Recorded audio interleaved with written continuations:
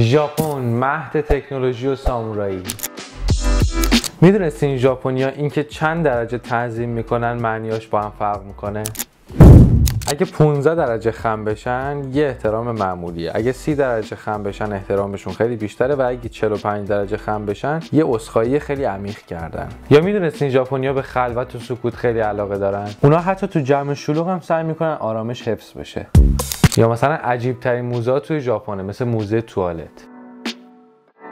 یا مثلا یه فستیوال هستش که تو زمستون مردا لخت میشن و اعتقاد دارن که شانس و خوشبختی میاره. و اما سریع ترین قطار دنیا، این قطار موشکی تو ژاپن بیشتر از 300 کیلومتر سرعتشه، یعنی یه تهران تا شمال حدوداً 40 دقیقه‌ای میره. و اما کار کردن تو ژاپن خیلی عجیبه. مثلا اگه زودتر از رئیس از محل کار بیای بیرون این بی‌احترامی محسوب میشه، یا اینکه اگه سر کار بخوابی تحسینت میکنن. عالیه.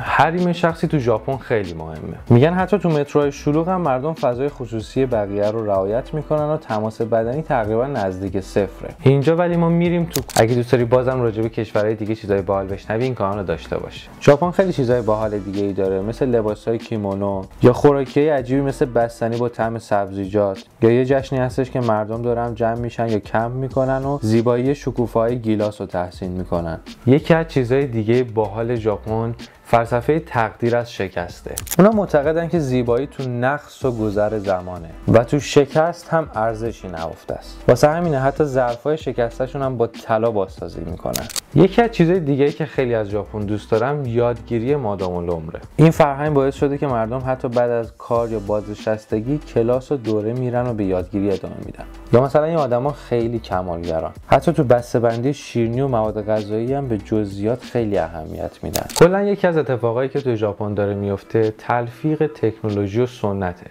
که البته این باعث پیشرفتشونه ولی توی روابط عاطفیشون تاثیر منفی گذاشته. طوری که توی کشورهای توسعه یافته ژاپن دومین کشوریه که آمار خودکشی بالایی داره. دوست دارین راجع به علت پیشرفت ژاپنیام خیلی سریع بگم؟ ژاپنی‌ها از بچگی یاد میگیرن که کار گروهی، وقت‌شناسی و احترام به دیگران مهمه. روحیه جمع‌گرایی دارن. فرد خودش رو در خدمت گروه میدونه، چه تو مدرسه چه تو شرکت. هم ارزش‌های سنتیشون رو نگه داشتن، هم فناوری مدرن رو پذیرفتن.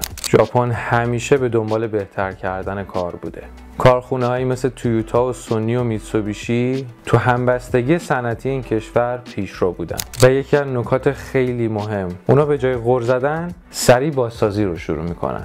تا ویدیو بعد.